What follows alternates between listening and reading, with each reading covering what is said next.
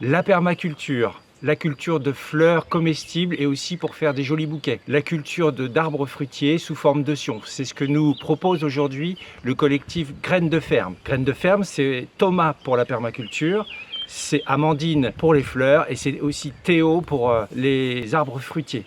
Et en plus, ils travaillent tous les trois dans un écrin de verdure magnifique à Marseille dans la Vienne. Allez, venez, je vous emmène.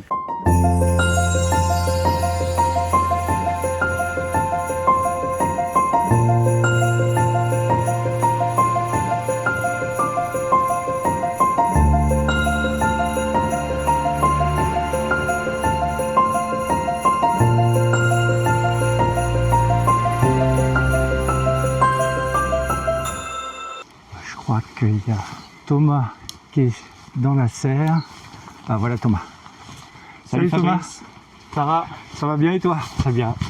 Alors tu nous accueilles sous ta serre. Voilà, c'est ça. Il pleut, on est protégé, ça va mieux. Ouais, c'est bien. Ça aide. Mais par contre, ça va faire du bruit. Bon, c'est pas grave, on a les bons micros qu'il faut. Tout va bien. Donc ouais, bah, vous voyez là les premières séries de légumes d'été plantés il y a 2 mois là. Donc ça se développe bien, les tomates, les concombres. Vous avez du chou rave et de la betterave au pied des tomates et puis les courgettes derrière. Ok. Puis voilà, puis le reste de la serre dans la continuité quoi. Les vignes qui poussent sur le fond là-bas. Ah, t'as des vignes dans la serre? Ouais, exactement. Ouais. Ça fait Ouais. du raisin de table, du raisin de table qui arrive assez tôt vers la mi-août. Et du coup, sympa quoi, très bon. Des vieilles variétés anciennes et tout ça quoi. Ouais, c'est pas commun d'avoir en même temps que les légumes des fruits quoi, sous une serre. Ouais, sous serre, ouais, ça se fait un peu dans ceux qui ont envie de s'amuser quoi. D'accord. Ceux qui s'amusent avec la permaculture et tout ça, on commence à trouver ça. Il y a j'ai mis quelques agrumes là, tu vois, des kumquats, mandariniers, trucs comme ça, qui sont encore petits mais qui poussent aussi à différents coins de la serre. Alors tu pars de permaculture, c'est ton projet? Ouais, ça vient de plusieurs origines on va dire, mais il y a d'abord un amour de la terre, mais parce que la terre est une entité aimante, donc je crois que moi la terre me fait du bien, la terre m'a guéri, soigné dans les épisodes où j'en avais besoin. Et du coup, il y a un peu l'envie de prendre soin de la terre comme la terre prend soin de moi et de nous tous, parce que c'est bien la terre qui fait qu'on est vivant. Ouais. C'est une base, mais on l'oublie beaucoup quoi. Ouais. Il faut rendre à César ce qui est César, mais il faut rendre à la terre avant ce que César lui doit. D'accord. Et donc ça, d'abord l'amour de la terre, et après du coup effectivement la permaculture là-dedans, c'est un des mouvements qui transmet cet amour de la terre et qui transmet des techniques d'abord de design, de planification, d'organisation des sites, pour inciter à avoir des vies proche de la nature, proche de la réalité juste vitale, et qui encourage aussi à être relativement indépendant, autonome en tout cas, dans nos ressources alimentaires, mais pas que. Donc c'est aussi l'habitat, les savoir-faire et tout ça. Donc la permaculture, elle nous invite à ça. Et après, il y a la biodynamie, qui fait partie aussi un peu dans mon chemin, qui elle est plus une philosophie, voire une spiritualité même, qui nous remet, nous l'être humain, au sein d'un ensemble qui est le cosmos, et qui nous redonne notre place d'être vivant là-dedans, au milieu des autres espèces, au milieu des autres entités du monde naturel, donc dans une relation là aussi de soins des uns aux autres. Et puis voilà, et puis en fait mon cursus d'études initiales c'était l'écologie scientifique, les écosystèmes et les politiques environnementales, donc il y a un peu tout ça qui se marie dans mon projet quoi. Donc tu as fait des études pour faire ce que tu fais là maintenant. J'ai fait des études pour prendre soin de la terre, donc des études en écologie et sciences de l'environnement et aménagement du territoire, un peu de politique et tout ça. Et j'ai bossé 4 ans pour un conseil départemental dans les Yvelines. D'accord. Et j'étais en charge de la protection d'espaces naturels dans les Yvelines, en lien avec la compensation des impacts de l'aménagement urbain, l'extension du Grand Paris et la destruction que ça occasionnait sur les milieux naturels. Donc en face, il y avait des politiques de compensation pour essayer de réparer tous ces dégâts que l'être humain fait avec ses bulldozers. Voilà, donc c'est un peu le tonneau percé, je sais pas comment dire ça, c'est un peu la fuite en avant, on détruit tout et puis on essaye derrière de replanter des petites fleurs C'est un peu mieux que ça, mais ça va quand même pas très loin, ça remet pas en cause du tout, en tout cas le modèle dominant. Donc c'est ça qui à un moment donné m'a pas convenu dans ce travail-là. Et dans mon mode de vie, qui était un mode de vie tout à fait classique, métro boulot dodo, périurbain, voilà, la petite vie ordinaire. Et qu'est-ce qui t'a fait venir ici? Donc ici on est à Marseille, c'est ça, dans la Vienne. Tout à fait. On est dans un lieu super, juste à côté de l'abbaye de Bonnevaux. Voilà, tout à fait. Qu'est-ce qui t'a fait choisir ce lieu, venir ici? C'était quoi le projet, quoi, le déclic? Et ben quand j'ai démissionné de mon travail précédent, je savais pas vers quoi aller. Les métiers de la terre, j'étais pas trop branché dessus et j'avais pas d'idée. Donc pour moi, il fallait que je fasse table rase de l'existant. Et il fallait que je parte pour découvrir d'autres choses qui pouvaient m'inspirer. Donc je suis parti, j'ai fait le plus grand saut que je pouvais faire, j'étais jusqu'en Nouvelle-Zélande. Donc carrément à l'opposé, quoi. Pour passer un an où j'ai été vivre avec des gens qui vivaient avec la terre, donc des communautés, des éco-villages, des communautés en autosuffisance alimentaire et des centres de permaculture, voilà, des lieux comme ça. Centre de reproduction de graines anciennes, tout ce genre de choses. Donc là-bas, j'ai été faire connaissance avec ce monde-là de paysans et de gens qui prenaient un grand soin de la terre et qui travaillaient avec la terre et qui vivaient au quotidien avec la terre. Et ça m'a beaucoup nourri et inspiré, je me suis trouvé. Voilà, là j'ai su qui était Thomas. Et en parallèle de ça, j'ai rencontré des gens aussi très inspirants qui m'ont beaucoup aussi nourri sur un plan plus spirituel. Et ce travail aussi que je fais là, c'est plus qu'un travail, c'est un choix de vie. Et pour moi, ça s'inscrit dans une dimension spirituelle. Spirituelle, ça veut juste dire une dimension qui est liée à l'amour, au fait de prendre soin du monde, prendre soin de la vie. C'est ça pour moi que je mets derrière le mot spirituel. Oui. Et donc là-bas, j'ai aussi rencontré des gens qui m'ont beaucoup inspiré à ce niveau-là. Et c'est en Nouvelle-Zélande que j'ai choisi de devenir maraîcher, que j'ai choisi de venir dans le Poitou, où j'avais fait un petit passage pour un stage. Et puis c'est en Nouvelle-Zélande qu'on m'a parlé de l'abbaye de Bonnevaux que la communauté mondiale pour la méditation chrétienne venait d'acheter ce même été 2017. D'accord. Et donc là j'avais tout qui se rencontrait, quoi. Mes aspirations au retour à la terre, mon envie de venir dans le Poitou, mes aspirations spirituelles, tout ça s'est rencontré et du coup de retour en France 2 mois plus tard, j'ai été frappé à la porte de Bonnevaux et puis la rencontre s'est faite. Ils m'ont suffisamment apprécié pour me permettre de développer mon projet ici et inversement, j'aime aussi beaucoup ce qu'ils font et je participe aussi au projet de l'abbaye de Bonnevaux. Ah, c'est chouette. Voilà comment ça s'est fait. D'accord. Donc tu mélanges maraîchage, on va dire permaculture, spiritualité, tu cultives le vivant. Voilà.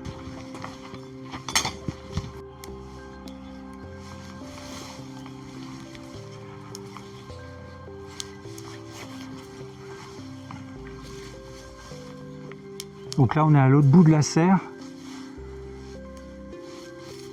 Tu as tes plants de tomates. C'est ça. Donc les gourmandages, là, un travail répétitif de tout l'été. À partir du moment où les tomates poussent, il faut égourmander, enlever les petites pousses latérales. Pour ensuite, là, elles vont être tutorées, elles vont grimper sur un fil. Donc il faut choisir les têtes là qu'on garde et celles qu'on supprime. Parce que elles sont pas lissées, donc ça fait un mur végétal en fait. Okay. Et si on laisse les gourmands, ça part dans tous les sens. Les fruits reçoivent moins de lumière, ils sont moins précoces et surtout il y a plus de risques de maladie. Et le travail de récolte est quand même beaucoup plus compliqué. Ouais. Donc sous serre, moi c'est toujours égourmandé et pas lissé. Alors que en extérieur, à l'inverse, je les laisse complètement courir. En extérieur, elles courent d'elles-mêmes, elles sont pas du tout entretenues. Il y a que la récolte finalement. Plantation et récolte. Voilà. Et là, on dirait derrière moi, là, c'est comme une jachère. Ouais, une jachère, une friche ou un engrais vert, c'est un mélange un peu de tout ça. C'est une zone de régénération. Voilà, un mot, je pense, qui est approprié. C'est une partie de la serre qui n'a pas été mis en culture cet hiver. C'est pas des cultures alimentaires. Ceci dit, dans le mélange, il y a quand même en fait plein de trucs rigolos parce que là, les tiges qui sont sèches, maintenant, c'est de la fève. Il y a eu du pois mange-tout là-dedans, donc ça, j'ai récolté. Ça, c'est de la salade qui se repique d'elle-même. On en voit une autre là-bas. Ça se repique tout seul et puis c'est en train de grainer. Et puis au milieu, il y a du coquelicot, de la Je facélie, voyais des blettes. il y a des blettes qui poussent là-dedans. En fait, c'est un mélange alimentaire. Ça, c'est vrai que c'est rigolo. Ça, c'est plus une zone de régénération qu'une zone de production. Parce que toutes ces plantes-là, elles servent surtout à laisser le sol se reposer. Et les fleurs participent à attirer les pollinisateurs. Donc là, on voit plein de bourdons. Il y a plein de bourdons qui partout. bourdonnent. Là, dans le coquelicot, je vois un truc. Qu'est-ce que c'est dans le coquelicot là? Ah non, non, j'ai cru que c'était un petit insecte aussi, mais c'est juste la graine qui est en train de se former.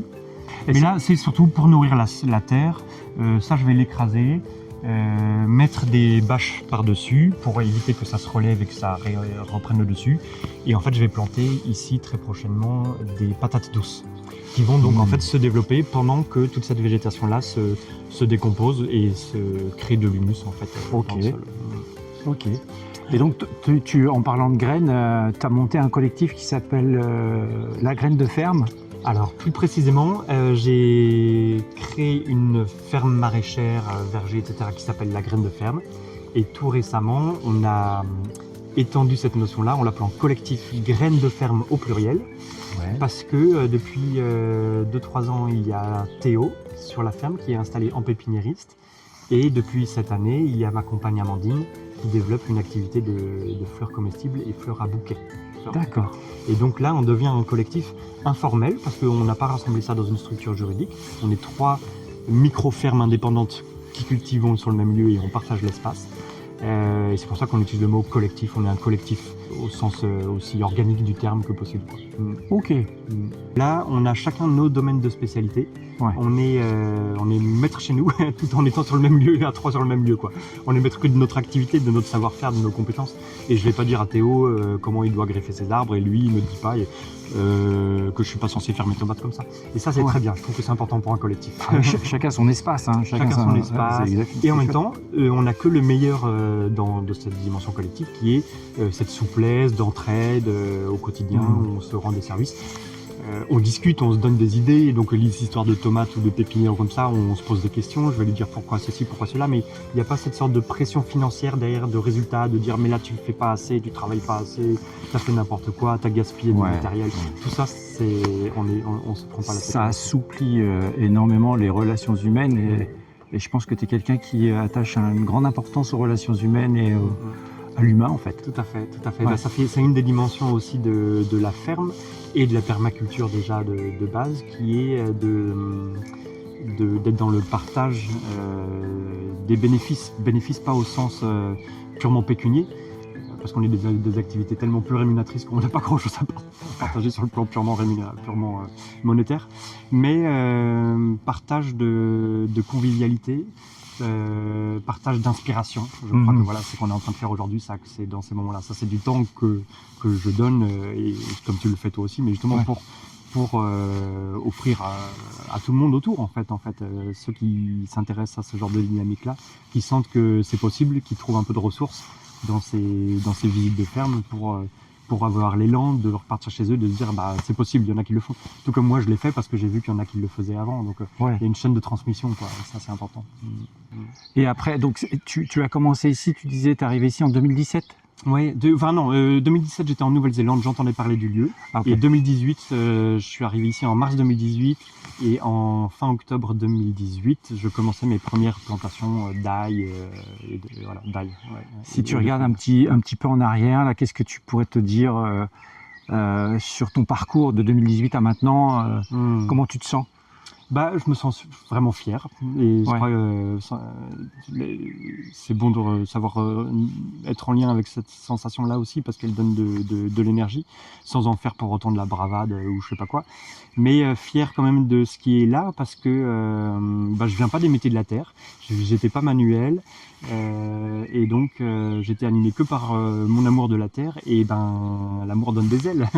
Et donc en vrai, c'est vrai, il m'a fallu des ailes, et j'ai eu des ailes derrière moi pour me pousser, parce que c'est vrai que créer une ferme ex nihilo sur ce terrain qui était un terrain naturel, ce qui est déjà une grande chance, c'était des prairies naturelles, mais où il n'y avait aucune infrastructure et où le sol n'était pas forcément fertile ou adapté à des cultures maraîchères. Et donc il s'est passé, moi je considère qu'il y a eu 4 Enfin, oui, il y a eu 4 années de travail important. Quand je dis important, si pour donner une petite idée, on est de l'ordre de 80-90 heures semaine de travail. Pour tout mettre en place, donc à la fois implanter les premières cultures, mettre en place les circuits de commercialisation, installer une serre, planter un verger, creuser les tranchées, apprendre à manier une pelleteuse pour creuser le tranché pour mettre de l'irrigation, prendre les pattes là-dedans, créer un hangar, une pièce de stockage, tout ça. Donc et puis l'apprentissage de la culture elle-même, apprendre les bons gestes, chercher, réfléchir, beaucoup de travail administratif aussi quand même. J'en ai obtenu des aides, donc des dossiers de subvention. Voilà, tout ça a été 4 ans où il m'a fallu des ailes. Et c'est vraiment l'amour de la terre. L'amour de la terre, c'est réciproque, quoi. Tu vois, moi j'aime la terre, mais la terre même, parce que si j'étais pas aimé par la terre, comme on est toute forme de vie, pour moi on est issu de l'amour de la terre. Donc c'est ça qui m'a porté. Et maintenant, en fait, à partir de la 5e année, j'ai pu commencer à me tirer un revenu. C'était pas le cas pendant 4 ans. J'ai eu du chômage et du RSA, j'ai eu le RSA. Et donc là, depuis maintenant 3 ans, je me verse presque un SMIC un SMIC ou presque. Et mon temps de travail, je fais un mi-temps. Je fais du 40 heures semaine, quoi. Donc c'est un mi-temps par rapport à mes 4 années de départ. Donc j'ai la sensation vraiment que les choses sont posées, ce qui me permet de dégager de l'espace pour accueillir. J'ai pu accueillir Théo. Très concrètement, je lui ai libéré de l'espace, c'est-à-dire que j'ai réduit moi les surfaces que je cultivais en légumes pour lui confier des parcelles à planter en pépinière. Et puis maintenant, ça continue avec Amandine. Et donc j'ai une disponibilité beaucoup plus grande pour accompagner ces projets-là. Tu as combien de surface sur la parcelle que tu loues à l'abbaye alors du coup? Alors il y a 2 hectares 3, donc il y a 1 hectare 8 de verger et 5000 m² de parcelles maraîchères là. D'accord. Ouais.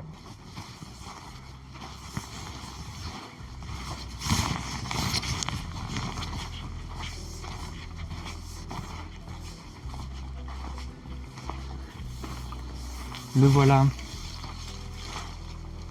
Donc ça, c'est ce que tu disais, c'est un petit mandarinier Satsuma. Mandarinier Satsuma. Ouais. Tiens, d'ailleurs, on voit un fruit qui se forme là. Et c'est chouette parce que lui, là, jusqu'ici, il a fait que des fleurs et il a jamais fait de fruits. Donc ça y est, c'est sa première fructification. Et on voit que là, il est bien pris. Là, il a plein de jeunes pousses. Il avait peiné pendant 2 ans quand même. Et là, ça y est, il est parti. Et donc ça, tu vas le laisser là, j'imagine. Tu vas laisser s'épanouir. Ça monte haut, ça, comme. Ouais, ça va monter, ça va toucher le haut de la serre. Hein. Ouais. Ok. Donc ça va prendre un beau volume là de 4 mètres, 4 mètres de haut, 4 mètres de large à terme. Mais on va pouvoir tailler un peu pour le diriger quand même, qu'il n'aille pas sortir de la serre, parce qu'il y a l'aération et puis voir comment piloter ça avec la vigne qui pousse au-dessus et puis les cultures qui sont derrière, mais ça va trouver sa place tout ça. Je dirais, tu sais, dans les forêts, tout le monde trouve sa place. Hein. Ouais. Après, on voit bien dans une forêt, parce qu'en permaculture, on dit beaucoup, regardez, la forêt, ça pousse tout seul, et c'est le milieu le plus fertile au monde, la forêt. Il n'y a pas besoin d'apporter de l'azote, NPK, etc., et du cadmium et tout. Mais en forêt, si tu regardes les arbres, tous les arbres sont linéaires, maigres, ils montent, et puis ils font une touffe de branches en haut. Et puis c'est pas eux les plus forts en fait. L'arbre le plus fort, c'est celui qui est isolé au milieu d'une prairie. Et là, tu as un chêne. T'as un chêne magnifique. Là, c'est un noyer au niveau. C'est un noyer. Et puis par ailleurs, là-bas dans le domaine, il y a des chênes comme ça à déployer. Et si tu vois un chêne déployé tout seul, c'est magnifique. Donc la forêt, elle est plus résiliente parce que il y a plus de vie. Ils s'apportent tous des choses les uns les autres, ils sont forts ensemble, mais individuellement, chaque arbre est moins majestueux que les arbres isolés. Donc dans le jardinage, on essaie de trouver un peu cette juste limite là. Il ne faut pas que tout soit trop contraint, aussi coincé les uns dans les autres. Il faut que chacun trouve son espace quand même. Ok. Je vois que tu as des endroits où il y a du terreau un peu partout. Ouais. Alors du coup, on est sur une ferme, on est en sol vivant. C'est ça. Donc ça veut dire que du coup le sol n'est jamais labouré, il n'y a pas de motoculteur, il n'y a pas de tracteur, déjà je ne suis pas mécanisé. Et on essaye de maintenir un sol toujours couvert, alors soit avec du paillage naturel, donc là c'est en attente pour pailler d'autres zones comme les tomates là, où les chemins entrent et tout ça. soit il y a un paillage plastique c'est moins satisfaisant du point de vue écologique, mais ça a ce même rôle de protéger le sol en fait du rayonnement direct du soleil, parce que le sol est un écosystème, il y a plein de micro insectes, bactéries, champignons qui vivent là-dedans, et le soleil direct détruit ou met en hibernation cette vie du sol. Donc il faut toujours qu'il soit couvert au plus souvent possible, il ne faut pas être dans l'absolutisme non plus. Mais ce plastique nous aide quand même à protéger le sol tout en réduisant l'enherbement, parce que sinon on n'en finirait pas de désherber évidemment. Alors soit de la paille naturelle, soit le paillage plastique, et je cumule un petit peu les deux en fonction des circonstances finalement. Ok. Est-ce que tu te fournis en graines si tu as une année tu veux tester un nouveau légume, tu te fournis en graines? Ouais, tout à fait. Alors les graines, j'achète ça sur un semencier bio. Je fais mes choix de variétés et tout ça. Je connais Cocopelli. Ouais, alors moi je suis avec AgroSemences beaucoup. AgroSemences, ouais, d'accord. c'est un peu la référence quand même chez les maraîchers bio. C'est le gros, un des fournisseurs importants. Ok. Et ils font du bon boulot. Voilà, j'aime bien ce qu'ils proposent. Donc par contre, ce qui est sûr, c'est que je m'approvisionne que en variétés. Population, c'est le terme officiel. Souvent on connaît mieux ça comme étant variété ancienne ou variété paysanne. Le terme plus officiel c'est les variétés population, ça veut dire que c'est des variétés de légumes que l'on peut reproduire. Donc on peut prendre un pépin de ma tomate cœur de bœuf et retrouver une tomate cœur de bœuf derrière. Et la différence c'est par rapport aux tomates hybrides, qui sont des tomates sous licence d'entreprises agro-semencières commerciales, qui créent des nouvelles variétés très performantes en termes de production, de résistance à des maladies et de conservation et transport des fruits, et en général aux dépens du goût et de la nutrition. Et donc ça, c'est des semences qu'on peut pas, on peut ressemer la graine, mais ça va pas du tout donner le fruit qu'on attendait. La cœur de bœuf ne va plus être une cœur de bœuf, ça va être un truc. Ouais. Alors que, donc en fait, ça, il y a un enjeu là derrière que souvent on perçoit mal, mais c'est que il y a un enjeu de sécurité alimentaire, parce que une graine population, on peut la reproduire et se la partager et se l'échanger. Et donc on peut assurer notre autosuffisance alimentaire localement, comme ça a toujours été le cas dans le monde paysan. C'est pour ça qu'on appelle aussi ça des semences paysannes. Alors que les semences hybrides, imaginons un conflit, des barrières douanières, je ne sais quoi, et ben un jour on peut se retrouver privé de semences hybrides et on pourra plus réutiliser celles qu'on avait plantées. Et donc ça peut créer des situations de famine.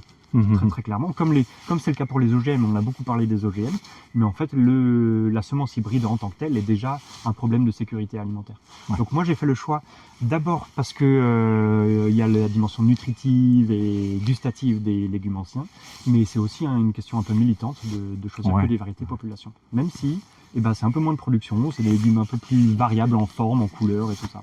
Ok. Derrière nous on a du gingembre là. Alors attends, un premier essai cette année d'essayer de faire du gingembre. Tu parles de gingembre? Ouais. Moi j'adore ça. C'est ces petites pousses là. Alors c'est la ligne là, donc voilà, c'est un essai. Pour le démarrage, c'est pas hyper concluant. Je trouve que c'est pas hyper vigoureux là comme ça démarre. Mais on ne saura le résultat que dans 6 mois quoi, en gros, de savoir. En septembre, octobre, là, on va pouvoir commencer à regarder ce que ça donne au pied de ça. J'ai des collègues qui en font dans la Vienne. A priori, c'est censé pouvoir marcher, mais voilà. Faut s'amuser un peu aussi à créer des choses, quoi, explorer. La vie est faite pour s'amuser. Enfin, je sais pas. Il y a quelque chose comme ça. Le vivant, la vie circule toujours. C'est comme de l'eau, c'est un fluide, hein, donc c'est chouette. Ok. Voilà, donc ça c'est un exemple de comment on prend soin de la terre, de l'écosystème du sol. Ici, on avait jusque récemment les poireaux qui poussaient. Donc on les a récoltés jusque fin avril. On récoltait encore un peu de poireaux. Et du coup, comme les poireaux ont traversé tout l'hiver, ils sont plantés depuis l'été dernier, donc ça passe presque 9 mois quoi. Donc après c'était très enherbé parce que évidemment on ne s'embête plus à désherber des fins de série de poireaux. Moi, ce que je fais ici, en fait, c'est dans ce soin au sol, c'est de considérer que toute cette matière vivante qui poussait là doit rester au sol. Et donc, on a juste tout aplati. On a mis ces bâches bien tendues par-dessus. Ça, c'est pour éviter que ça se redresse, sinon, évidemment, ça prendrait le dessus, ça resterait une grosse jungle. Et dans les trous, on a planté des courges qui vont donc pousser par-dessus et se nourrir en partie de la décomposition de la matière végétale qui était là avant. Et toute cette matière végétale qui était là avant, les adventices, pour utiliser le terme officiel, que les gens appellent les mauvaises herbes, elles ont un système racinaire très fort. Quand elles se décomposent, c'est pas seulement la partie au-dessus qui fait un petit peu de compost, c'est que toute la partie des racines, en se décomposant, ça crée des orifices dans le sol, dans lesquels il y a de l'air et de l'eau qui circulent, et plein de nutriments, parce que en fait, c'est aussi les galeries que vont privilégier les vers de terre pour se nourrir. Donc en fait, les vers de terre, ils vont monter et descendre de la matière en permanence, donc ils enrichissent le sol en profondeur, sans aucun travail mécanique. Ils font le travail qu'on fait avec nos grosses machines, mais c'est le vivant qui le fait de toute façon, quoi. Ok. Tu parlais de soin, un soin que tu fais à la terre. Je trouve ça très beau, ce terme. Mais ça rejoint ton côté un peu spirituel, tout à fait. Faire du soin. Oui, au sens où il n'y a qu'en prenant soin les uns des autres, et dans les autres j'inclus l'ensemble du vivant et l'ensemble du non-vivant aussi d'ailleurs, parce que la dimension minérale et gazeuse de notre planète Terre fait complètement partie de notre organisme vivant, hein, l'organisme Terre. Si je respire, c'est bien un gaz, enfin voilà. C'est en prenant soin de ce gaz air que je peux bien respirer, c'est en prenant soin de ce liquide eau qui circule sous nos pieds, qui circule dans les plantes, qui circule dans nos veines. Donc prendre soin de la terre, de l'eau, de l'air, des plantes et tout ça, ça veut dire les respecter comme je me respecte moi-même.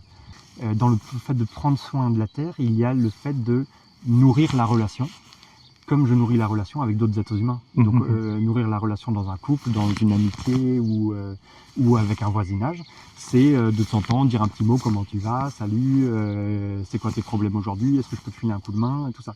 Bon, ça c'est de la dimension anthropique, humaine de la chose, mais avec les oiseaux, les vers de terre et tout, c'est un petit peu de ça aussi, me dire mais de quoi tu as besoin pour aller bien, et je sais que quand tu iras bien, toi, vers de terre, tu vas me faire du bien aussi, tu vois.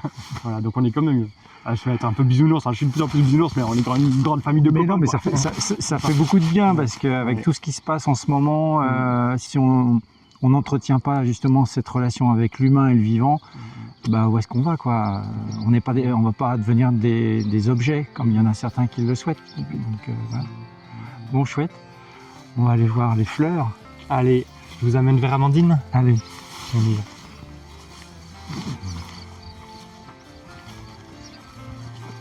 Et on te retrouve sur quel marché? Alors, tu parlais de marché tout à l'heure. Oui, mon seul marché en plein air où on peut me retrouver, c'est le marché des usines à Ligugé, qui est tous les vendredis soirs de toute l'année, de 17h à 19h. Donc le marché des usines à Ligugé. Après, je vends aussi à une petite boutique bio très engagée, très militant. C'est Fred et Émilie au Chaudron de Mélusine à Lusignan. Donc ça, il faut aller les rencontrer si vous ne les connaissez pas, parce que c'est aussi des personnes qui ont le cœur sur la main et qui partagent toutes ces valeurs de soins du vivant comme j'évoque là. Et ils portent à bout de bras cette petite boutique en centre-ville pour essayer de faire vivre l'alimentation bio. Donc ça, je leur ai beaucoup de reconnaissance pour leur travail. Et puis après, on a co-créé avec une dizaine de collègues paysans, on a créé la clique paysanne. La clique paysanne. Voilà, c'est ça.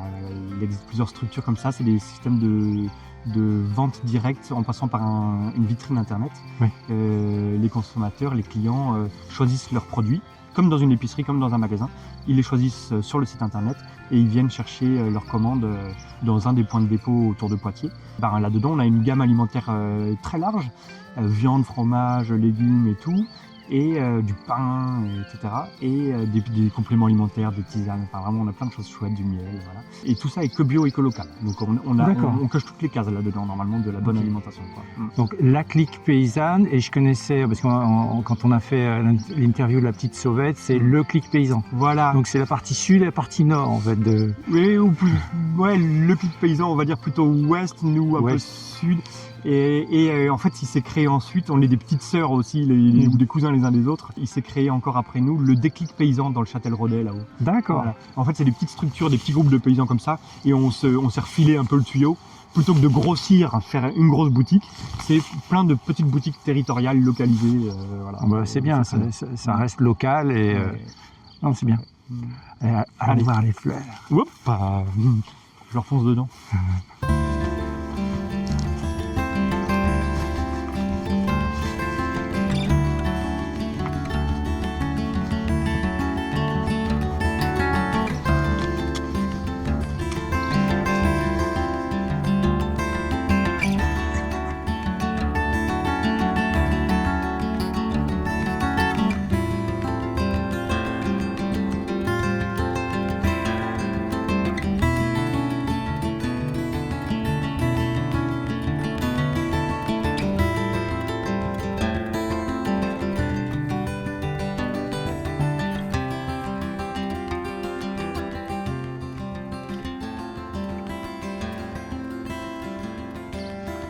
Bonjour Amandine.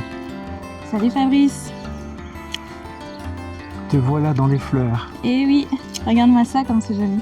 Ouais. Est-ce que tu sais ce que c'est? Alors moi j'y connais rien en Tu fleurs. connais rien Il y a peut-être des pivoines. Oula. Non. Non, C'est là pas on est du sur tout des ça. pensées. Des pensées. C'est des pensées. Et elles sont en pleine floraison là. Elles sont magnifiques. Donc, sur la fin. Ouais. Donc toi Pensées. tu t'es lancé dans la fleur comestible. Fleurs comestibles et fleurs coupées, oui. D'accord. Pourquoi ce Pourquoi ce choix? choix? C'était un peu, comment dire, pas une reconversion, mais plutôt une réexploration de ma voie professionnelle. Après la naissance de notre fille, en fait, j'étais salariée, l'entreprise a fermé et je me suis dit, retourner dans le salariat, dans une entreprise qui ne me convient pas au niveau des valeurs, ça me tentait pas. Et puis j'avais surtout envie de m'investir plus dans la ferme, mais pas forcément de faire du légume en fait. Ouais. Et les fleurs, c'est venu un peu comme ça. En fait, j'avais une petite activité de traiteur à côté, où j'utilisais déjà les fleurs dans ma cuisine. Et en regardant mes photos des années précédentes, je me suis dit, ah bah voilà, je vais faire pousser des fleurs comestibles. Donc au départ, c'était parti pour être, je dirais, quasiment 90% de mon chiffre d'affaires basé sur les fleurs comestibles, pour les restaurants, les traiteurs, voilà. Mais après, en commençant à me former sur la production de fleurs, je suis tombée sur les fleurs coupées pour faire des bouquets. Et là, j'ai eu un gros coup de cœur. D'accord. Donc j'ai plutôt poursuivi sur le côté fleurs coupées. Donc maintenant, je me base plus sur une production de fleurs coupées et 5 à 10% en fleurs comestibles. D'accord. Donc là, on est sur la partie printemps qui est encore en train de pousser. Sous serre, le printemps, là, c'est la fin. Et donc là, les planches extérieures vont prendre le relais pour les quelques semaines à venir. Et puis les fleurs d'été vont commencer à arriver aussi. Ouais, parce que j'ai vu qu'il y avait des fleurs sous la serre, Ouais. effectivement. Ouais. C'est ça, j'ai 2 planches sous serre qui m'ont permis d'avancer un peu la récolte. Là, sur celle-ci, on n'est plus sur des fleurs comestibles. J'essaye de dédier celle-ci que pour les fleurs comestibles. Alors, Parce qu'au niveau de la récolte, c'est pas la même chose. Alors les fleurs comestibles, bon, on n'a pas l'habitude de prendre une fleur et de la manger. On les mange en salade, comment ça se passe? En salade, en déco. C'est souvent plus de la déco comestible finalement, au Ouais. lieu de mettre, je sais pas, sur des plats. C'est surtout les restaurants gastronomiques en tout cas les restaurants qui ont une cuisine un peu plus raffinée, qui aiment mettre des fleurs pour le côté esthétique. Mais il y a aussi une recherche au niveau du goût. Certaines fleurs vont pas avoir les mêmes goûts que les autres. On peut rechercher un peu plus d'amertume, plus d'acidulé. Les pensées sont assez douces au niveau du goût. Les calendulas, elles ont un côté assez floral. Enfin, il faudrait goûter pour se rendre plus compte. Mais les bourrages, par exemple, ont un petit côté iodé qui peut être intéressant sur certains plats. Moi, c'est surtout le côté esthétique qui m'a amené à produire des fleurs comestibles aussi. D'accord, mais c'est vrai que c'est magnifique. Et au niveau nutritionnel, valeur nutritionnelle, la fleur, c'est comme un légume. Au niveau de la quantité, c'est quand même moins important qu'un légume, mais dans les calendulas, aussi appelés soucis, on retrouve des antioxydants qui sont bons pour le corps. Et au niveau travail sur l'année, ça se passe comment le travail des fleurs? Parce qu'on imagine qu'en hiver, elles sont fanées, quoi. Elles sont plus là. Ouais. Moi, je fais une planification sur 3 saisons, printemps, été, automne. Et donc, je planifie mes fleurs de printemps, mes fleurs d'été, mes fleurs d'automne, en fait. Okay. Donc, c'est des successions de semis, parce qu'on fait tous nos plants à la ferme. Et donc, je planifie les semis en fonction de quand j'ai besoin que ce soit planté, en fait. Et les variétés changent de saison en saison. Il y a juste sur l'été et l'automne, ça va un peu se chevaucher au niveau des variétés, mais les couleurs vont être différentes. Ok. Voilà. Et qu'est-ce que tu as planté là pour l'été alors? Pour l'été, là... Je vois, il y a des pousses. Ouais, là c'est encore mes fleurs de printemps que j'ai plantées à l'automne dernier, qui commencent à arriver. Et je vois qu'il y en a qui sont écrasés, c'est voulu? C'est les poules? Non, c'est voulu, c'est moi. En fait, pour les fleurs, il faut récolter régulièrement, donc je récolte 2 fois par semaine. Et en fait, j'enlève au fur et à mesure tout ce qui est abîmé, donc je taille... le bleuet, c'est pas une bonne exemple parce que normalement, c'est une fleur comestible, que je traite comme une fleur comestible. Mais comme je suis un peu pauvre au niveau fleurs coupées en ce moment, je prends des bleuets pour faire mes bouquets. Et donc, il faut couper bas en fait pour avoir une belle longueur de tige et que le bleuet reparte bien en longueur à partir du bas. Donc tout ce qui est moche, en fait, je laisse par terre pour que le sol, ça se décompose et que ce soit ramené au sol. Donc c'est... Et là, tu as tes plantations pour l'été qui vont Là, sortir c'est l'été. encore le printemps. L'été, Ça, on a commencé à planter là-bas. Ah, c'est de l'autre côté. On va avoir tournesol, cosmos, célosie. Voilà, principalement ça. Et puis là, on est encore sur le printemps. Il y a des nielles des blés, il y a de l'aquilée, un petit peu de giroflée là. La giroflée, ça se mange aussi? Ouais, c'est comestible les giroflées. C'est un petit goût poivré, quoi. Un peu comme la capucine, mais plus soutenu. Et tout ça, ce sont des fleurs du coin, ça vient de France Alors, pour la production, Oui, pour les oui, graines là que Oui. j'achète, il y a principalement des fleurs, enfin les graines viennent d'un gros grossiste. Et j'essaye de me fournir avec des productrices locales qui sont semencières, dont une qui essaye de se spécialiser en fleurs coupées, qui est au nord de Poitiers, Olivia. Et j'en ai une autre aussi là en Deux-Sèvres qui m'a envoyé son catalogue. Donc de pouvoir travailler avec en local, c'est quand même vachement plus valorisant. Oui. C'est des graines qui sont aussi adaptées à notre territoire. Donc idéalement, oui, il faudrait que je me fournisse 100% en local. Mais au niveau des variétés en fleurs, c'est compliqué d'arriver à trouver localement ce qu'il nous faut. En termes de couleur, en termes de rigidité des tiges, enfin, c'est assez spécifique les fleurs coupées, quoi. Ton projet, tu le vois grandir comment? Moi, mon idée, c'est de travailler avec des fleuristes, donc c'est déjà le cas, là, ça commence, et de travailler avec des particuliers. Principalement, je fais des bouquets et je fournis des fleurs en vrac pour les événements. D'accord. Et quand on me commande des bouquets de fleurs pour les événements, des fleurs en vrac pour les événements, je propose aussi systématiquement des fleurs comestibles parce que du coup, quand on est sur un mariage, un baptême ou une communion, d'avoir des petites fleurs comestibles en plus sur les plats qui sont préparés par un traiteur, ça rajoute un petit truc. Donc voilà, et après pour la suite, je sais pas, proposer des ateliers à la ferme, récolte des fleurs et atelier bouquet ou cuisine et fleurs comestibles, enfin voilà, plein d'idées. T'as plein d'idées, oui, ça va fuser. C'est ça, puis j'aimerais bien aussi pouvoir proposer un peu un espace studio photo pour les photographes en fait qui cherchent des lieux, faire des photos un peu nature, mais plutôt d'avoir un espace vraiment un peu à part avec une ou deux planches où je récolte pas dedans et en fait c'est fleuri continuellement pour faire des photos. Et quel conseil? Parce que tu dis il faut les cueillir souvent les fleurs, Ouais. pour quelle raison? Pour que... Alors, j'ai oublié de préciser, c'est que tout ça, j'utilise principalement des fleurs qui permettent d'avoir plusieurs récoltes sur le pied. Donc en fait, le but de la fleur, c'est de produire des graines pour se reproduire. Et donc plus on va récolter et plus la plante va relancer des pousses pour atteindre son stade de maturité finale, quoi. Pour justement lancer ses graines, etc. Donc ça favorise la pousse de nouvelles tiges et donc de continuer la floraison des plants. D'accord. Quel conseil tu donnerais aux gens qui achètent tes fleurs pour faire des bouquets pour que ça dure le plus longtemps possible? Alors un bouquet, faut pas le mettre en plein soleil déjà. Plutôt le mettre à l'ombre. Éviter les sources de chaleur, ou en tout cas si c'est dans la pièce de vie, éviter que ce soit en face de la baie vitrée.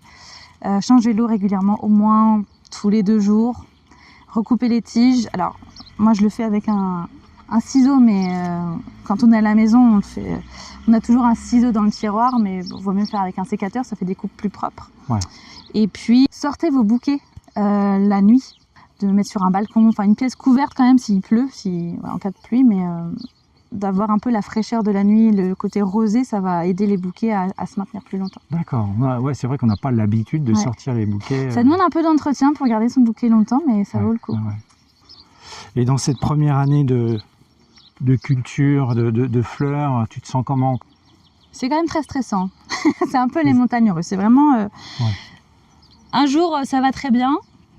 Et le lendemain, je dis mais pourquoi je fais ça? Et puis pareil, après, il suffit que je rencontre des gens, que je discute de mon projet. Et du coup, je ressens du soutien ou des gens qui me disent que mes fleurs sont trop belles ou ce genre de choses. Donc voilà, merci.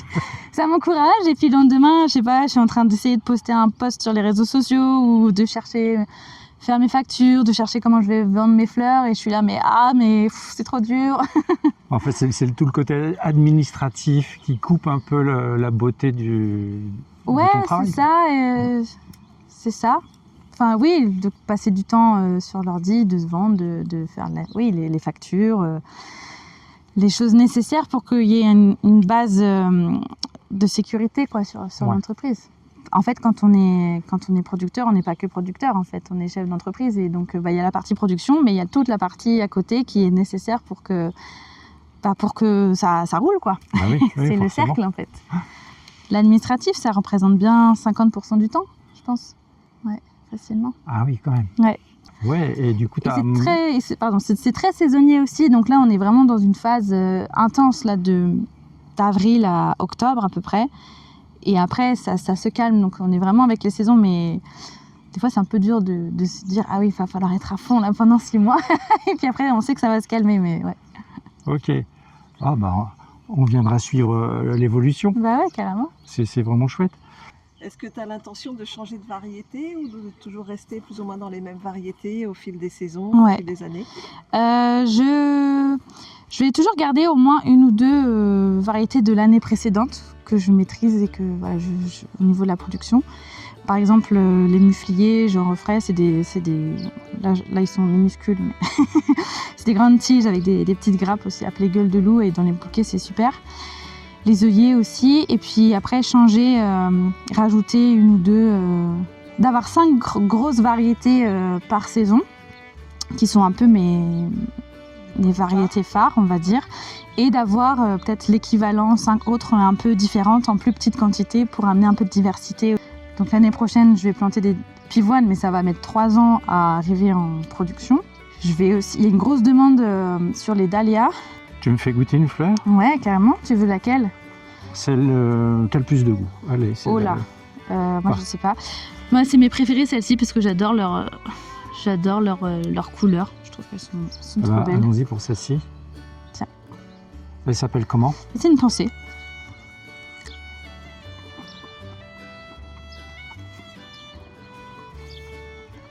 Alors? Bah attends. Moi j'ai déjà fait la pensée. Ça va bien? T'en veux une aussi? Ah. Allez. La même. Il y a un petit goût derrière qui vient assez frais, assez agrume. Ouais. Acidulé, très léger. Je vais en prendre une aussi. Oh, d'accord.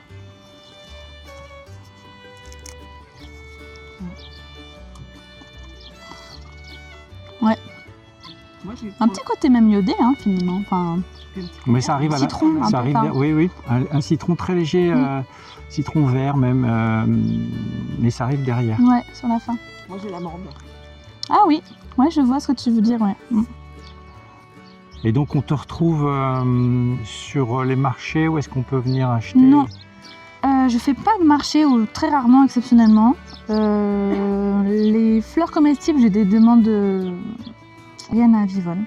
Donc en click and collect, en fait. Commande en ligne sur ma boutique en ligne et ensuite récupérer les bouquets dans ces points de vente. Tu adhères aussi à la Clique Paysan? Non, mais je fais aussi des bouquets pour les professionnels aussi. Donc j'ai une commande pour une entreprise de BTP qui voulait des bouquets dans ses bureaux, quoi, pour accueillir les clients et que ça fasse chaleureux à l'accueil, quoi. Donc, dans les couleurs un peu de l'entreprise, à chaque fois j'essaye de composer un bouquet. Ok. Donc là, Amandine, tu as la réserve d'eau, j'imagine? Oui. Ouais. Tu as combien de mètres cubes d'eau là? Il y a 300 mètres cubes, je crois. Donc, elle est irriguée par le forage en bas.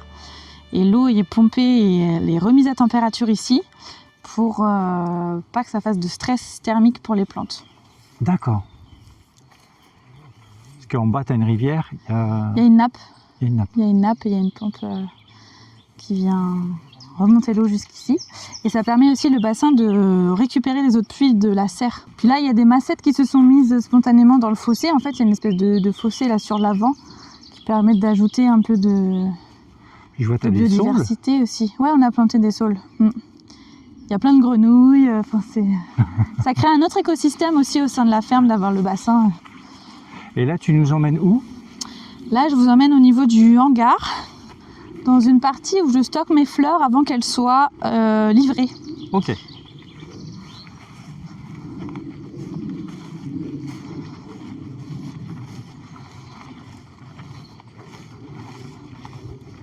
Voilà, donc là je stocke les fleurs. Donc si vous voulez vous rapprocher, on va sortir quelques seaux. Il faut que je prépare des bottes pour les fleuristes. Ouais, c'est vraiment des bouquets sauvages, du coup. Des bouquets très nature champêtre. Ouais. J'adore. Ah bah si vous voulez voir des bouquets, d'ailleurs j'en ai de ce week-end. Donc les fameux Soringa. Voilà, les fameux Soringa. Voilà, le type de bouquet que tu fais. Ouais. Donc ça c'est le très gros format. Celui-ci il y a 50 € environ, un peu plus. Mais après j'ai des plus... Ça c'est mon bouquet classique. Je vais faire ça comme ça. C'est la taille classique. Et celui-ci il a environ 30 €. Ok. Donc, voilà. Et c'est des fleurs qui ne subissent aucun traitement. Aucun traitement. Non, je suis certifiée biologique. Ouais. En agriculture biologique et il n'y a pas de traitement. Et après, je fais aussi donc des bottes monovariétés. Voilà. Donc là, c'était des nigelles.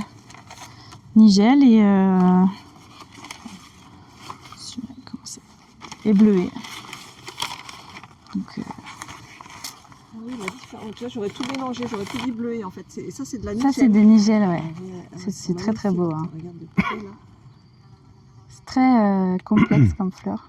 Avec des fleurs simples, doubles, triples. Donc, Donc c'est là où tu stockes. voilà, c'est là où je stocke. Qui est une pièce, on n'a pas de frigo. Et les fleurs sont sensibles à l'éthylène dégagé par les légumes. Donc je ne peux pas les mettre dans la pièce de stockage là-bas.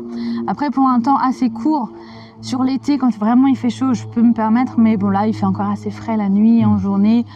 C'est à l'ombre, c'est le coin le plus à l'ombre du hangar. Donc ça me permet de les maintenir et qu'ils n'aient pas de stress non plus, chaud-froid.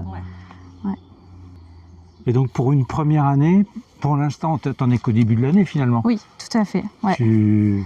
C'est la fin de l'année au niveau civil pour tout le monde. Genre pour l'école, les crèches, enfin voilà. Et pour nous, c'est le démarrage. Je vois que tu as quand même pas mal avancé dans ton projet, quoi. C'est plutôt chouette, c'est encourageant, quoi. Ouais. Bah, l'année dernière, j'étais en phase de test et j'ai beaucoup réfléchi et je me suis beaucoup informée. Et donc cette année, c'est vraiment ancrer toutes les connaissances que j'ai acquises l'année dernière par mes propres recherches, quoi. Ok. Merci Amandine. Merci à vous. Bonjour Théo. Bonjour. Alors toi, tu es celui qui s'occupe des arbres fruitiers, c'est ça? C'est ça, je suis pépiniériste. Pépiniériste. A priori, c'est ça le terme. Et tu as quel type donc des arbres fruitiers? Tu as quoi comme variété? J'ai pas mal de choses. J'ai du classique, pommes, poires, prunes, cerises, pêches, abricots, amandes. J'ai du kaki, j'ai des figues, des cassis, des groseilles, des coings, des nèfles. Enfin voilà, c'est assez... L'idée, c'est d'avoir une gamme assez variée pour que les clients y trouvent leur compte et puissent tout trouver, enfin une grande partie ici, quoi, qu'ils n'aient pas à aller dans plein d'endroits différents. Et je ne fais que des arbres qui perdent leurs feuilles l'hiver. Donc pas d'agrumes, pas de feuillage persistant. Ça, c'est parce qu'à l'hiver, je déterre les arbres et je les vends en racines nues, donc de novembre à mars. Pour pouvoir déterrer des arbres et les garder en racines nues, il faut qu'ils aient plus de feuilles, sinon ils perdent toute leur eau et ils dessèchent. Du coup là, tous ces arbres ici, là, je vais les déterrer en novembre et ils vont atterrir dans le bac à sable que vous avez dû voir juste avant. Ce qu'on appelle la jauge. La jauge, ouais. Qui donc là est vide à cette époque-là de l'année, qui va pouvoir servir de bac à sable pour les enfants éventuellement. C'est quoi ta formation? Tu viens d'où? Ouais. Oula, tu as fait quoi avant? Je viens de loin. Tu viens de loin. Moi, j'étais dans les assurances avant. Comment on fait la transition? Ça a été assez évident. Enfin, évident. Ça a pris du temps, hein, mais bon, l'assurance, j'ai assez vite vu que c'était pas mon truc. Enfin, déjà, être dans des bureaux assis, faire des choses qui n'ont pas de sens, ça ne m'a pas parlé. Ouais. Et du coup, je suis parti voyager au début en Amérique du Sud. Et j'avais deux idées de reconversion. C'était soit prof de maths, soit dans l'agricole. Prof de maths? Ouais, prof de maths. D'accord. J'ai testé prof de maths. J'ai fait 2 mois en remplacement, collège-lycée. J'ai vite vu que c'était pas du tout mon truc. D'accord. Les maths peut-être, mais prof, non. Voilà. Un cours particulier encore, mais alors être devant une classe, devant des élèves, ça a été une expérience assez enrichissante quand même, mais bon, c'était pas ça. Et l'agricole, du coup, j'ai découvert ça dans la Drôme, il y a 7 ans maintenant. Une ferme assez chouette qui s'appelle les Amanins. Et là, j'ai fait 2 mois là-bas en woofing. Faire pas mal de... Il y avait de l'élevage, du maraîchage et de la cuisine. Mais c'est vraiment le côté maraîchage qui m'a plu, quoi. Être dehors, faire des actions répétitives et monotâches pendant de longues heures, mais tout en discutant avec des gens. Des gens sympas. Et ouais, être dehors, quoi. Marcher pieds nus, ça c'est... Oui, je vois ça, t'es pieds nus. Ouais. Le plus possible. À l'hiver, je suis pas pieds nus, mais dès les beaux jours, j'aime bien être pieds nus. Déjà, je me sens mieux quand je suis pieds nus. Ça connecte. Ça connecte aussi. mieux. Ouais. Ça rejoint un peu la philosophie du collectif, hein, connecter. Reconnecter. Regagner la terre ferme. Voilà. Et comment t'en es venu aux arbres alors? Aux arbres. Du coup, au début, j'ai démarré maraîchage, je pense, comme pas mal de monde qui se reconvertissent. Donc en rentrant de ce woofing, je suis rentré à Poitiers. C'est là que j'ai rencontré Thomas d'ailleurs. J'ai un peu contacté les maraîchers autour et je suis allé passer quelques jours chez eux. Et puis j'avais pas encore 25 ans à l'époque, donc j'ai pu faire un service civique à Poitiers, à Jardinature. Donc là j'ai fait 10 mois de marèche et c'était très chouette. Mais je sais pas, il y avait un truc, c'est tous les ans il faut refaire les mêmes choses. Enfin, je sais pas, assez vite l'idée de l'arbre m'est venue, quoi. Mmh. Et donc après, je suis plutôt parti dans une idée de faire de l'arboriculture. Donc j'ai fait 1 an de formation en Deux-Sèvres, à la MFR de Saint-Loup-sur-Thouet. Et là, je faisais mon stage chez un arboriculteur, le verger de Pirouette. Très chouette verger, surtout pommes, avec un peu de diversification. Un verger non irrigué, donc des bonnes pommes, quoi, des pommes qui ont du goût. Mais j'ai aussi vu à quel point c'était très difficile comme métier. Parce que il faut de la mécanisation, il faut faire des traitements parce que il faut des fruits impeccables pour arriver à les vendre. Et ça m'a pas trop parlé. Et puis il faut pas mal d'années avant que ça commence à mettre à fruit. Et donc de toute façon, il faut faire d'autres choses en attendant. Et je me suis dit, mais si on remontait le truc un cran avant, pourquoi pas plutôt vendre des arbres aux gens, et puis les gens ils ramassent les fruits. Parce que moi j'ai la chance, depuis tout petit, en fait, je mange des fruits d'un verger qu'on a familial, qui avait planté mes arrière-grands-parents et grands-pères. Et ouais, je crois que finalement c'est peut-être ça aussi qui m'a fait arriver là, en fait. Ouais, retour aux sources. Mon grand-père greffait, je l'ai pas connu, mon grand-père il est mort 1 an avant ma naissance. Mais parfois je me dis que ça me reconnecte un peu à lui, parce que lui il faisait ça. À l'époque, beaucoup de gens faisaient ça. La greffe, c'est quand même un savoir qui se perd. Enfin, il y a de plus en plus de gens qui ont envie de réapprendre. Et moi, je fais aussi des stages de greffe pour apprendre aux gens à greffer. Parce que je trouve que c'est quelque chose... En fait, tout le monde devrait savoir faire ça. Parce qu'on peut faire plein de choses, en fait, avec la greffe. Ce sont des gestes un peu ancestraux qu'on a oubliés avec la... Ouais, qui sont pas... Enfin, comme tout, c'est pas très compliqué. Il faut juste pratiquer, quoi. Ouais. Mais voilà, celui qui m'a appris, il m'a dit t'en fais un petit peu tous les jours. Puis au bout d'un moment, ça rentre. Ok. Donc t'as des greffes là, j'imagine.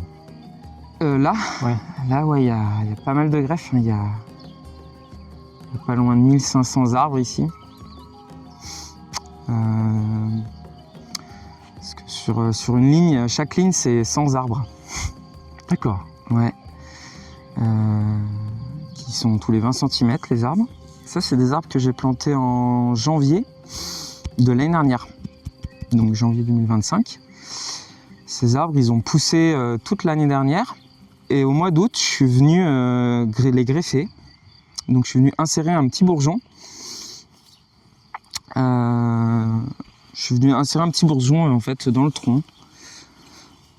J'ai fait une greffe qu'on appelle une greffe à l'écusson. C'est-à-dire j'ai fait un T j'ai pu décoller l'écorce. Donc là, la greffe, elle est plutôt de l'autre côté. Et donc ce bourgeon, en fait, il a soudé. Il a soudé et il n'a pas démarré. Donc en fait, il faut s'imaginer que l'arbre, il était là l'an dernier peut-être. Il mesurait 1,50 m, 2 m. Et là, cette année, en février, je suis venu couper juste au-dessus de ce bourgeon. Et mon bourgeon, il a commencé à démarrer. Donc ça, c'est la pousse de l'année. Donc là, il y a quoi? Il y a 35, 42 pousses sur les pommiers. Et voilà. Et donc l'arbre, vu qu'il est déjà là en terre depuis 1 an, ben là, en fait, il va quand même bien pousser. Parce qu'il a les réserves. Et à la fin de l'année, il fera facilement 1 m, 1,50 m. Prêt à la vente, quoi. Ouais, il faudra quand même le déterrer avant. Et ça, c'est quand même le plus dur du métier, je dirais. Enfin, en tout cas physiquement. Ouais. C'est assez physique, c'est 3 semaines en novembre où c'est tous les jours du lever au coucher du soleil. Ouais, c'est la grosse période, quoi. Moi, je travaille surtout l'hiver, en fait. Là, on est à une période maintenant un peu calme de l'année à la pépinière. Ouais, contrairement aux autres, c'est un peu voilà, je suis totalement en décalage, ce qui... tu laisses pousser, quoi. Ouais, alors justement, il n'y a pas que laisser pousser. Je peux vous montrer. Ouais. J'en étais là-bas. Parce que si on greffe et qu'on fait rien, le sauvage reprend sa place, on va dire. Donc là, ce que je fais depuis le mois de mars, c'est que toutes les semaines, je passe voir tous mes petits arbres. Et j'enlève toutes les autres pousses qui sont pas la greffe. Je devais en être là. Donc voilà, ici, j'ai ma greffe, donc maintenant qui a bien pris le dessus. Mais j'ai encore des petits rejets là. Donc ça, je passe à la main, c'est assez rapide. Et je les enlève. Comme ça, toute ma sève va dans mon futur arbre. D'accord. Donc là, ça fait 2 semaines que je suis pas passé. Maintenant, ça commence à moins pousser vu que il a bien compris quand même que tout allait se passer là. Moi, je rentre juste de vacances. J'ai pris mes 2 premières semaines de vacances de l'année. Voilà. Et donc, ce qui fait que je me retrouve avec quand même un petit peu de boulot. Voilà. Donc là, on va voir l'endroit. On va voir ce qui est planté de cet hiver. Donc, en général, je plante en janvier, décembre, janvier. Donc voilà, l'hiver, c'est vraiment très chargé puisqu'il faut tout déterrer, vendre, replanter. Et au début, quand je me suis installé, je greffais aussi l'hiver. Maintenant, c'est une des raisons pour laquelle je greffe l'été, pour avoir un peu moins de boulot l'hiver et un peu plus répartir le travail. Mais cette année, il a beaucoup plu en janvier et c'était vraiment injouable pour planter. Donc ça s'est décalé fin février, début mars. Mais ça reste... Donc ça, c'était plantation de l'année. Ouais. Je suis super content. Je suis super content parce que entre les plantations, là, il y a des semis d'engrais verts et c'est bien réussi. Donc je suis très satisfait. Ici, c'était les courges avant. Thomas, il avait fait les courges ici. Donc la parcelle, elle était belle. Et je suis venu, du coup, les toiles tissées, je les ai repliées en 2. Et donc, justement, il y avait une rangée sur 2 qui était sur toile tissée. Donc j'ai planté en marchant sur la toile tissée. Et l'autre rangée où j'avais semé du radis, de la facélie. Donc plus ou moins, plus on va vers le bas, plus ça a marché. Parce qu'il n'a quand même pas plu ni en mars ni en avril. Donc ça a été compliqué pour la lever. Et là, il y a 2 semaines, je suis venu enlever les toiles tissées pour semer un mélange sorgho-sarrasin qui est bien parti. C'est ça qui devrait monter à 3 mètres pour être à l'ombre cet été. D'accord. Donc voilà. Ça, les engrais verts, vraiment, tous les ans, je teste des choses. Il y a des plus ou moins des ratés. Mais voilà, les petits arbres. Donc ça, ces petits arbres-là, il y en a une partie que je produis. Mais quand même, pour l'instant, la grande majorité, je les achète, pour l'instant. Ok. Voilà, des pépiniéristes en bio spécialisés là-dedans, qui font ça à grande échelle. Parce que j'essaye, je fais des tests, mais c'est quand même encore autre chose, c'est d'autres savoir-faire. Je ne suis pas vraiment équipé pour ça. Et toi, tu as combien de mètres carrés dédiés à tes arbres? Du coup, j'ai, on va dire, 400 mètres carrés par année, donc 800 par année. Il y a deux jardins. Donc là, pour l'instant, il n'y en a que les 3/4 qui sont plantés. Et sur le quart du bas, ici, pour l'instant, il y a quelques légumes. Et ici, c'est là où je ferai mes boutures l'année prochaine. Parce que je fais aussi, du coup, tout ça, c'est des arbres qui vont être greffés. Et je fais aussi, du coup, les cassis, les groseilles, les figues, et puis les cognaciers, enfin tout ce qui se fait de bouture, quoi. Ça, je le fais sur des cycles d'1 an. Du coup, ça sera à la suite. Ce qui fait que voilà, il y aura à peu près tout le jardin complet pour l'année prochaine. Donc ouais, 800 mètres carrés, on va dire. C'est peu, hein, en fait. Ah, je sais pas. Enfin, par rapport à du maraîchage ou... Oui, ça paraît pas beaucoup, effectivement. Ouais. Mais parce que voilà, il y a 100 arbres par ligne. Donc ça te fait ça te fait combien d'arbres à vendre? Parce que tu les vends à partir du mois d'octobre, novembre, c'est ça? Alors les arbres, moi je fonctionne beaucoup par pré-vente. Justement, vu que j'ai pas beaucoup de temps l'hiver, l'idée c'est de les vendre en amont. Donc je commence à pré-vendre à partir de juillet. Mais après les clients viennent les récupérer à partir de fin novembre. Enfin, à partir de quand j'ai fini de les déterrer. Normalement, j'essaye d'être prêt pour fin novembre. Puisque tout le monde a en tête la fameuse Sainte-Catherine. Oui. Ce qui n'est pas du tout une réalité, la Sainte-Catherine. Enfin, le proverbe à la Sainte-Catherine, tout bois prend racine, ça veut dire que les boutures prennent racine. Ouais. Mais c'est quand même une bonne période pour planter. Disons que décembre, janvier, c'est bien de planter en début d'hiver. Parce qu'en fait, dès janvier, il commence déjà à se passer des choses au niveau racinaire. Moi, je le vois bien, les clients qui viennent en janvier, quand je leur déterre les arbres du bac à sable, il y a déjà des nouvelles petites racines qui sont formées. Donc ça aurait été mieux d'avoir. On peut te contacter comment? Tu as un site? Ouais. Tu as une boutique en ligne? Jusque-là, j'avais pas de site et pas de boutique en ligne. Je fonctionnais en envoyant mon catalogue par mail en juillet à une mail list et les contacts des gens que je récupérais. Et juste comme ça, avec le bouche à oreille, et ça avait bien marché. Mais là, a priori pour cette année, on devrait avoir il y a une boutique en ligne qui se prépare, grâce à Amandine, ça c'est force du collectif. Et oui. Donc j'ai déjà rentré pas mal de références et donc là ça permettra aux gens de directement commander. Après ça n'empêchera pas que en amont j'échange avec les gens parce que en fonction du sol qu'ils ont aussi, je leur conseille certains arbres, certains porte-greffes, certains systèmes racinaires, pour que ça se passe bien. C'est une grosse partie du boulot, hein, mine de rien, la vente. Je le savais quand même un peu avant de m'installer, mais c'est difficilement quantifiable, mais c'est une bonne partie du boulot. T'arrives à en vivre là, depuis que tu as commencé?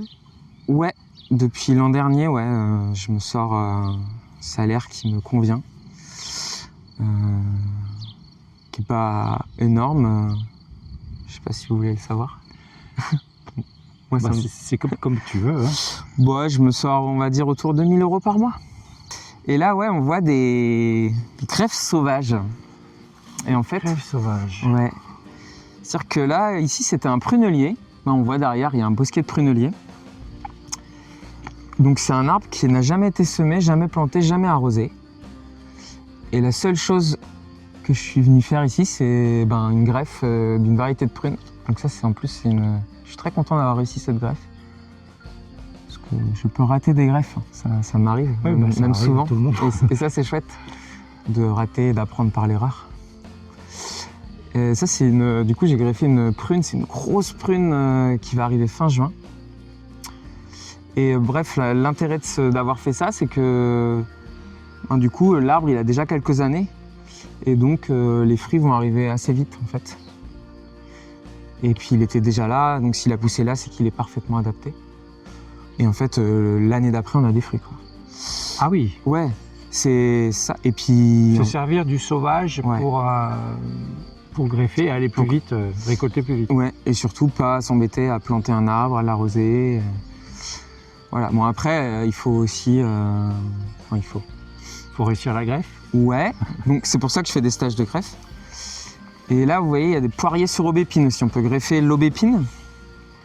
Bon, du coup, on voit plus l'aubépine, mais ici, c'était une aubépine. Et t'as mis un poirier dessus? Ouais, alors, c'est un peu joueur, le poirier sur aubépine, pour tout vous dire. Ça marche, la greffe prend, mais en fonction des variétés, ça tient pas super longtemps dans le temps. Bon, Il y a des gens qui arrivent à avoir des poires quand même, mais... Des poires un peu particulières ou c'est des poires... Ah ben là j'ai greffé, en fait le greffage c'est du clonage, donc là j'ai greffé une certaine variété de poires, donc je sais déjà ce que ça va faire comme poire. Ça va être la poire Jansémine, normalement je crois ici, qui est une poire de juillet. Mais maintenant je pense que les aubépines je grefferai plutôt. Ce qui marche vraiment bien sur les aubépines c'est les nèfles et les coins. Okay. Ça il y a une très bonne compatibilité. Et donc là, on est au parc à bois. Ouais, on arrive, le parc à bois. C'est là où tu as commencé. Ouais, c'est là où j'avais fait, en janvier 2023, j'avais planté 5 petites lignes d'arbres. Ce qui m'a permis de vendre une centaine d'arbres la première année, puis de me tester un peu. Et j'avais raté des choses. Et du coup, ce qui était raté, je les avais laissés et je les ai regreffés après. Donc ici, il y a beaucoup de choses, mais il y a au moins 80 variétés fruitières différentes. Il y a des arbres fruitiers tous les mètres, voire même parfois moins. Bon, ici, c'est assez clair. Il y a des pruniers, par exemple, tous les mètres. Mais ça, c'est destiné à la vente ou c'est... Non, ces arbres-là, ils vont jamais quitter ici. Et ils vont faire très peu de fruits. Parce que moi, ces arbres, ils sont là pour faire du bois. Et c'est bien parti, ils font beaucoup de bois. Que tu vas utiliser après pour les greffes. Vous voyez là, déjà, j'ai déjà beaucoup trop. Ça, c'est une variété de prune que je vais greffer cet été. Je vais peut-être en faire 10. Donc en fait, juste même une baguette, parce que sur chaque baguette, chaque bourgeon, ça va être une greffe. Donc là, c'est trop tôt. Ces petits bourgeons, si je greffe en août, parce qu'il faut que ces petits bourgeons ils soient viables et qu'ils soient devenus un peu plus noirs. Quand le bois aura outé, on dira. Donc en fait, cet été, je vais venir prendre 1 ou 2 baguettes, enfin ce dont j'ai besoin sur cet arbre, pour faire mes greffes. Et cet hiver, je vais aussi bien le retailler de partout. Comme ça, l'année prochaine, il va encore réexploser et j'aurai largement ce qu'il me faut pour mes greffes. Je pourrais même en donner au stage de greffe, aux collègues. On est un petit groupe de pépiniéristes là, on vient de Sèvres, on peut se partager des choses. Ah, c'est bien. Voilà, donc après avoir, l'idée c'est les arbres, je vais essayer de les conduire en espèce de boule à hauteur d'homme pour que ça soit simple. Bon, comment tu te sens maintenant après toutes ces années à avoir voyagé, avoir créé ton lieu de travail et ce collectif, qu'est-ce que tu pourrais dire là en quelques mots, qu'est-ce que tu ressens? Qu'est-ce que je ressens? Comment tu te sens dans ce que tu fais? Je sens que j'ai vraiment trouvé ce que je voulais faire professionnellement. Et je suis content que vous soyez là parce que j'ai tendance à oublier à quel point on est bien ici et c'est bien ce qu'on fait. Ouais. Et je suis très reconnaissant en fait parce que je me serais jamais installé tout seul. Ça aurait été trop, je pense. Et moi, que Thomas il m'a fait confiance au début et qui m'ait permis de me tester et puis finalement de se retrouver à faire collectif, c'est chouette parce que ça a vraiment plein d'avantages, quoi. Il y a plein de complémentarités sur le terrain. Est-ce qu'on peut dire que tu t'es trouvé un petit peu en étant ici et en faisant ce que tu fais? Ah ouais, clairement. Parfois je me dis mais comment j'ai pu être si loin de ça? Si tu avais un conseil aux gens qui travaillent dans les assurances et qui se sentent mal, tu dirais quoi? S'ils se sentent mal, déjà... Mais faire un stage de greffe. Ouais, pourquoi pas. Mettez-vous en congé maladie et prenez le temps de voir qu'est-ce qui vraiment vous ferait du bien. Ouais, c'est dur de donner des conseils, mais parce que voilà, je pense qu'il faut vraiment être passionné pour faire aussi ce métier. Tous les collègues pépiniéristes, en fait, c'est aussi une passion, ce qui peut être un piège, parce qu'on peut tomber aussi dans la collection et jamais quitter, mais ouais, c'est super chouette. Très bien. Merci Théo. Merci. Merci de nous avoir reçus. On a fait un super tour dans vos installations. Puis ce qui est bien, c'est qu'on peut voir que c'est un collectif assez... Il y a autant des légumes, des arbres, des fruits. Ça fait combien de temps qu'il existe le collectif? 1 an vraiment. Un an vraiment? Collectif à 3. On l'intitule quoi on a choisi l'intitulé collectif des graines de ferme il y a juste quelques mois en fait. Ouais, il y a quelques mois. Ah oui, donc c'est tout récent. Ouais. C'est un duo qui s'est transformé enfin c'est un solo qui est devenu duo il y a 3 ans. D'accord. Et trio cette avec année. mon installation. Ok. Et on s'est dit, bon, bah maintenant on est quand même 3, on pourrait peut-être mutualiser un peu nos coms et puis quand on fait des événements à l'extérieur, en fait, de se présenter avec nos 3 activités pour se faire mutuellement de la pub, en fait. Bah, c'est bien. Et justement, comme événement, qu'est-ce que vous prévoyez pour la suite? On organise là 3 concerts cette année au Verger, là, ici, avec, en collaboration avec l'association Miri Ludo. Et donc on a 3 groupes de programmés sur 3 dates différentes. D'accord. Donc fin juin, 27 juin, c'est Fanny qui vient en chanson à texte et guitare en solo. 27 juin, d'accord. Ouais, 29 août, Dernier samedi d'août, il y a Mr Chatterbox qui est plus du blues. Là, c'est dans un peu de blues. C'est dansant. Blues dansant, voilà. Et puis fin septembre, dernier samedi de septembre, on a The Cruise. Et ça, c'est comment on définit ça? C'est multiculturel, musique multiculturelle qui s'inspire un peu de jazz, un peu de classique, un peu de musique du monde, chant arménien et tout. C'est très très beau. D'accord. Donc ça va être 3 belles soirées. Quoi. Avec leur album à contre-courant. Voilà, Bah, donc en fait, un lieu qui est important pour vous, j'ai l'impression, là, le Verger, cet endroit, là, les Noyers. Ouais, tout à fait. Bah, c'est un peu le cœur de la ferme. Moi, j'ai connu ta ferme il y a longtemps et c'était vraiment le cœur où tout le monde se réunissait. Donc c'est vraiment l'arbre qui rassemble, quoi. Ça, c'est l'arbre à palabre. L'arbre à palabre. Le centre l'espace, le cœur, c'est l'espace de convivialité, de rencontre, de partage. Voilà. Ouais. On fait nos fêtes de célébration. Le feu. Le feu, ouais. Tout ça. On s'est mariés aussi. Ah oui, vous faites tout ici. on Ouais. fait tout, c'est l'espace vraiment de rencontre et de partage, quoi, par rapport au... Mhm. Il y a la ferme qui est notre outil notre support de travail et en fait le verger ça permet vraiment d'amener les gens à la ferme et de partager en fait ce qu'on fait aussi ici et d'ouvrir le lieu à expérimenter d'être dans la nature, quoi. C'est un lieu qui est propice Complètement, oui. au bien-être. Donc Oui, c'est puis, le petit coin qu'on peut vraiment partager avec les autres, quoi. Il y a aussi les gens qui passent à Bonnevaux, puisque donc Centre international de méditation chrétienne, il y a des gens du monde entier qui viennent ici dans ce petit cœur perdu du Poitou. Et du coup, il y a des groupes qui viennent visiter la ferme et on les accueille aussi ici pour parler justement de ce lien entre spiritualité et écologie, le lien au vivant, quoi. Donc Okay. c'est aussi un peu ici que ça se passe, quoi. Eh bien, un grand merci à Graines de Ferme, Thomas, Amandine, merci, Théo, merci. Merci de nous avoir expliqué votre façon de faire, votre domaine, vos cultures, la permaculture, les fleurs et puis les arbres fruitiers, comment vous procédez et tout. Super intéressant, moi j'ai adoré ce moment avec vous. Je sais pas, vous, si vous avez un retour à faire. C'est un moment sympa. On connaît le lieu, ça va. On n'a rien appris, mais c'est toujours sympa. Ouais.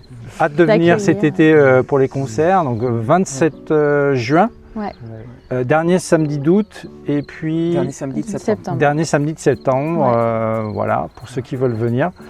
Nous on sera là, on va venir filmer, je ne sais pas lequel des 3, mais on va venir filmer aussi. Et bienvenue au chemin des possibles. N'oubliez pas, si vous connaissez des gens qui ont un savoir-faire, une vraie démarche derrière, vous pouvez m'envoyer un petit mail. J'ai mon mail en commentaire sous la vidéo. Il y aura aussi les contacts de Graines de Ferme de Thomas, Amandine et Théo. Si vous souhaitez les contacter pour les stages, pour vraiment profiter de leur accueil. Voilà, et puis je vous souhaite une bonne continuation et à bientôt. Au revoir. Au revoir. Au revoir.